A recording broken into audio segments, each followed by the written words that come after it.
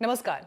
Stand up comedian समय रैना के show India's got latent की एक घटिया क्लिप वायरल नहीं होती तो शायद ये बहस आज नहीं हो रही होती कि इंडिया में अश्लीलता का एक बड़ा बाजार जो पहले से देश में था, उसे सोशल मीडिया और यूट्यूब के जरिए न केवल तेजी से विस्तार मिला है बल्कि मॉडर्न पढ़े लिखे कॉन्वेंट एजुकेटेड युवा उसके सबसे बड़े कंज्यूमर हैं।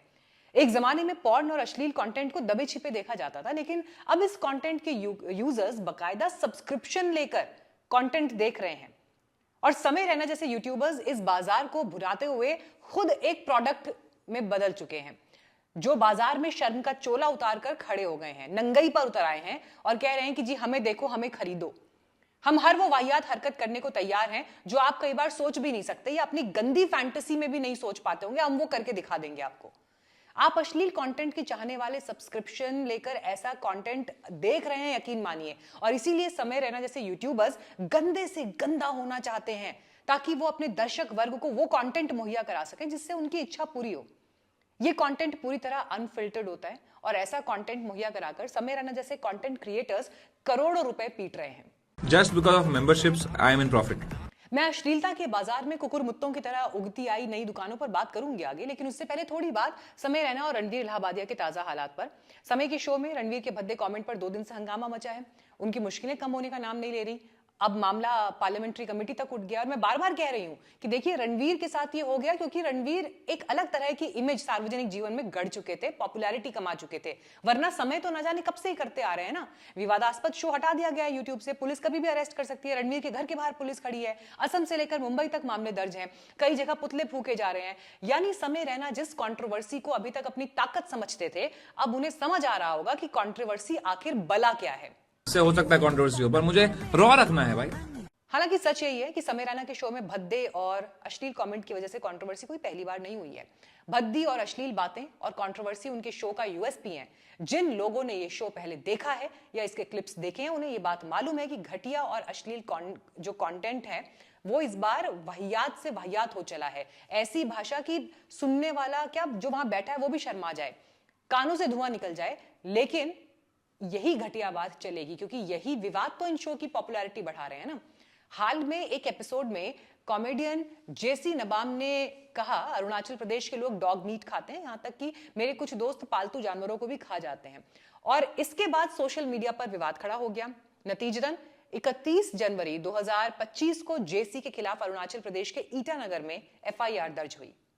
Stand up comedian Bunty Banerjee ने एक एपिसोड में दीपिका पादुकोण के मां बनने और डिप्रेशन पर कहा कि दीपिका भी हाल में मां बनी है, बढ़िया, लेकिन अब उन्हें पता चल गया है कि डिप्रेशन असल में कैसा होता है। इस पर भी बहुत हंगामा हुआ। इसी शो पर कुशा कपिला बहुत असहज हुई। बाद में उन्होंने इस पर काफी नाराजगी भी जाहिर की कि उन्हें नहीं पता था कि समय रैना इस हद तक चले जाएंगे। उर्फी जावेद शो पर गई और बाद में, हालांकि आप सब जानते हैं उर्फी जावेद खुद कैसी भाषा बोलती हैं या उनकी पॉपुलैरिटी कहां से शुरू हुई, सब जानते हैं, लेकिन उर्फी तक नाराज हुई कि उनकी तुलना मियां खलीफा से कर दी गई। और एक्चुअली एक सच ये भी है कि रणवीर तो बलि का बकरा बन गए क्योंकि समय रैना कितना गंदा और घटिया बोलते हैं, उसका तो अच्छा खासा पास्ट है ना। उनकी क्रिएटिविटी का आधार ही यह है कि भाई गालियों में आप कितनी वैरायटी लेकर आ सकते हैं। और अगर समय रैना के पुराने शोज आप देख लें, राखी सावंत वाला एपिसोड जाके देखिए आप एक बार, उसमें सरदार जी महीब साहब जो हैं, क्या कहूं मैं, शर्मनाक। सिक्खी और सरदार और पगधारी तो मतलब क्या प्राइड लेकर वो लोग चलते हैं, मैं क्या बताऊं आपको। लेकिन आज वो लोग क्या सोच रहे हैं, क्या फील कर रहे हैं इस पर। फेमस सिंगर बी प्राक ने बोला कि रणवीर के पॉडकास्ट में तो मैं नहीं जाऊंगा, लेकिन सरदार जी आप तो कुछ शर्म कर लेते। वो एक सरदार जी आते हैं। सरदार जी, आपको पता है आप एक सिख हो और आपको ये चीजें शोभा देती हैं। मम्मी कैसी है?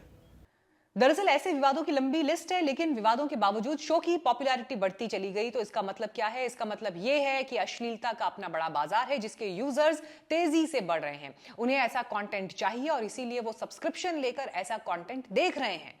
समय रैना के शो ने तो बस इस बाजार को एक बार फिर से पब्लिक किया है, वरना गाली गलौज और अश्लीलता के जरिए तो देश के नामी कंटेंट क्रिएटर्स अपनी दुकान चला रहे हैं।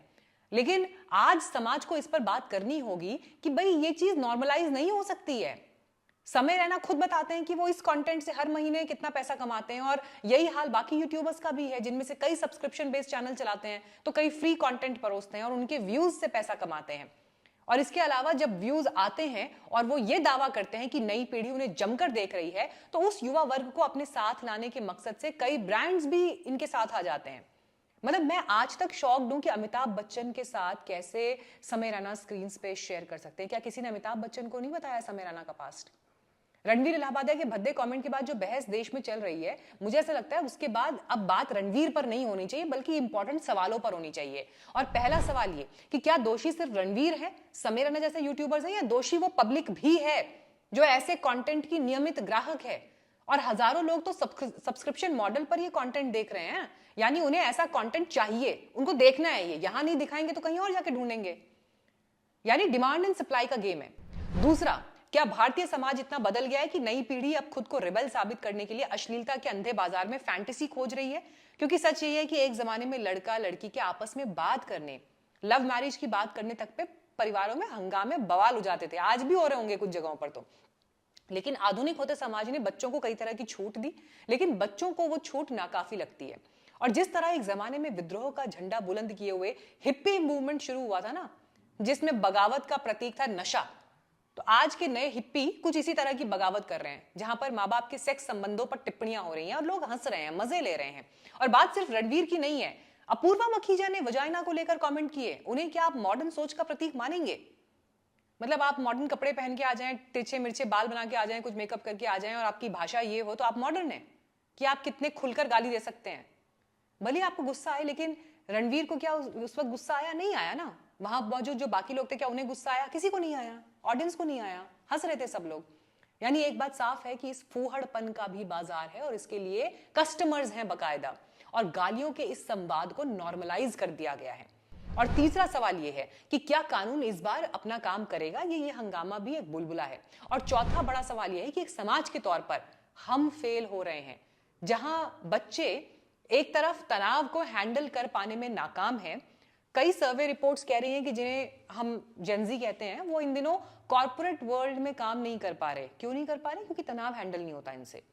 वो बॉस की एक फटकार या जरा सा इनको कुछ कह दिया जाए तो डिप्रेशन में बता देते हैं कि भाई मैं डिप्रेस हो गया, मैं हैरेस हो गया, मेरे साथ ये हो गया, वो हो गया, नौकरी छोड़ के चल देते हैं मामूली बातों पर भी। कई बार कई सर्वेज में ये बात सामने आई है, जिसमें कॉर्पोरेट के दिग्गज मान रहे हैं कि 23-24 साल के जेनजी जो हैं वो चांदी का चम्मच मुंह पे लेकर पैदा हुए हैं और उन्हें पता ही नहीं है कि जॉब में परफॉर्मेंस क्या होती है, कितना एफर्ट करना पड़ता है। लेकिन ये पीढ़ी पता नहीं खुद को कौन सा रिबल मान के चल रही है और रिबल एटीट्यूड के चक्कर में किस किस तरह की बेवकूफियां कर रही है। इन्हें खुद इसकी सेंसिटिविटी का अंदाजा नहीं है। फिर एक सवाल यह भी है कि घर के बड़े बूढ़े बच्चों को संस्कारों की वो घुट्टी नहीं पिला पा रहे हैं आज के दौर में, जिसमें बच्चों को कम से कम ये तो बताया जाए कि अच्छे और बुरे का फर्क क्या है। यानी किसी बच्चे को अगर फलों के राजा आम के बारे में नहीं पता तो बहुत संभव है कि वो किसी जंगली फल को ही मान लेगा कि भाई ये तो बड़ा स्वादिष्ट है, यही है स्टैंडर्ड, क्योंकि उसको पता ही नहीं है स्टैंडर्ड क्या है। बहरहाल इसमें कोई शक नहीं कि यंग जनरेशन को जो चीजें मना हो उन्हें उसके बारे में जानने में और ज्यादा मजा आता है। इसे रिवोल्ट फैक्टर भी कहते हैं। लेकिन समाज में गालियां वर्जित हैं और इसीलिए लोगों को इन्हें सुनना और सुनाना पसंद है। और ऐसे में कुछ यूट्यूबर्स ने अपना बाजार खोज लिया है। कॉमेडी और वीडियोस में गाली देना क्रिएटर्स ने कूल मान लिया है और यंग जनरेशन भी इसीलिए इसे कूल मान रही है। रोडीज टाइप के शो और कितने शोज मतलब इस तरह के आते हैं जहां पे ये भाषा चलती है। कैरी मिनाटी, भुवन बाम, हर्ष बेनीवाल, एलविश यादव जैसे कई यूट्यूबर इसी राह पर हैं। वैसे इसमें कोई शक नहीं कि भारत में ऐसे कंटेंट को देखने वालों की संख्या तेजी से बढ़ रही है और भारत दुनिया का ऐसा तीसरा बड़ा देश है जहां पॉर्न कंटेंट को सबसे ज्यादा देखा जा रहा है। यानी अश्लीलता का बड़ा बाजार है और इस बाजार में नए खिलाड़ी आएंगे ही। जाहिर है उन्हें कमाई करनी है, लेकिन उन्हें जो लोग बाजार मुहैया करा रहे हैं ना, दोष उनका भी है और उन्हें आप यहां पर मतलब क्लीन चिट नहीं दे सकते हैं। इसलिए यह जिम्मेदारी समाज को भी लेनी पड़ेगी एक लेवल पर। लेकिन फिर भी सच ये है कि जब नैतिकता, आदर्श, विचारधारा जैसी बातें अब समाज से ही लापता हैं तो आप दोष किसे देंगे? बस यही कहा जा सकता है कि अगर रणवीर का कमेंट शायद माता पिता की सेक्स लाइफ से जुड़ा नहीं होता तो विवाद नहीं होता, ये शो ऐसे ही चल रहा होता अभी भी। क्योंकि अभी भी देश में माता पिता के सेक्स संबंधों पर भद्दी टिप्पणी बर्दाश्त नहीं कर सकता है ये समाज। लेकिन क्या ऐसा ही आने वाले दिनों में होगा? मुझे डर है कि अगर इस तरह का कंटेंट बच्चों और युवाओं के बीच इसी तरह से प्रसारित होता रहा तो कोई बड़ी बात नहीं कि बच्चे ही ऐसे भद्दे सवाल अपने माता पिता से कर बैठे, क्योंकि कूल होने की कोई डेफिनेशन तो है नहीं ना। कूल होने का कोई सीमित दायरा तो है नहीं। जिन्हें कूल होना है वो कूल होते होते कब भद्दे हो जाएंगे ये कहना मुश्किल है। फिलहाल आप चिंता कीजिए, अपने बच्चों से बात कीजिए, क्योंकि बच्चों से संवाद ही इसका इकलौता उपाय है जिससे उन्हें ट्रैक पर रखा जा सकता है। इस वीडियो में इस तरह के कंटेंट की डिमांड पर जो हमने सवाल उठाए हैं और जो बाजार इस तरह के कंटेंट के लिए खड़ा हो गया है, चाहे क्रिएट किया गया है या फिर वो खुद से पहले से मौजूद था, इसको कैसे खत्म करना है या इस पर कैसे अंकुश लगाना है, इस पर अब विचार करिए। रणवीर की रोस्टिंग बहुत हो गई, उनको बुरा भला कहना बहुत हो गया। रणवीर सिर्फ एक चेहरा हो सकते हैं, लेकिन बात उन सब की भी होनी चाहिए अब जो फेसलेस हैं लेकिन एग्जिस्ट करते हैं। और मेरी कोशिश थी इस वीडियो में उन्हीं का विषय जो है उठाया जाए। मुझे जरूर बताइए आप इस पर क्या सोचते हैं, अपनी टिप्पणी जरूर करिएगा। आप अपने बच्चों से बात कर रहे हैं नहीं, और आपके बच्चों ने इस पर क्या प्रतिक्रियाएं दिखाई हैं, क्या उन तक ऐसा कंटेंट पहुंच रहा है, जरूर अपने घर में बात करिएगा। और अगर आप ये बातें हमारे साथ शेयर भी कर सकें तो कमेंट में लिखिएगा, जितना भी आप शेयर कर सकते हैं। ऑफ कोर्स न्यूज़ बीट्स में हमारी कोशिश है कि इस तरह के विषयों को हम पूरी जिम्मेदारी के साथ उठाएं, पूरी संवेदनशीलता के साथ उठाएं, लेकिन उसके बावजूद भी अगर आपको लगता है कि कोई और ऐसा विषय है जिसे हमें हाईलाइट करना चाहिए तो मैं अपने अगले वीडियो में उसे हाईलाइट करूंगी। Thank you so much.